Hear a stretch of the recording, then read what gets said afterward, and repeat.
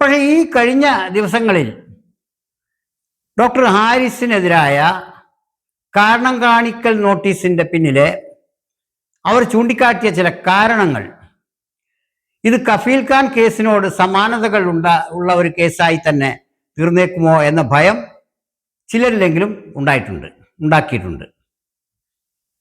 അതായത് ഡോക്ടർ കഫീൽ ഖാൻ ഒരു പിശക്, ഒരു തെറ്റ് കാട്ടിയതിൻ്റെ പേരിൽ സംസ്ഥാനത്തിൻ്റെ വിരോധത്തിന് പാത്രമാവുകയും ശിക്ഷണ നടപടികൾക്ക് വിധേയനാവുകയും ചെയ്തതുപോലെ ശ്രീ ഹാരിസ് ചിറക്കൽ എന്ന ഡോക്ടറും താൻ ജോലി ചെയ്യുന്ന ഡിപ്പാർട്ട്മെൻറ്റിൻ്റെ ചില കുറവുകളെ ചൂണ്ടിക്കാട്ടിയതിൻ്റെ പേരിൽ ശിക്ഷയ്ക്ക് വിധേയമാവുന്നതിന് പുറമെ അദ്ദേഹം ചെയ്യാത്തൊരു തെറ്റിന് ഏതാണ്ട് കളവ് കേസിൽ വരെ പ്രതിയാവുമോ എന്ന ഒരു സംശയത്തിലാണ് ഇപ്പോഴും ഉള്ളത്. ഇതൊരിക്കലും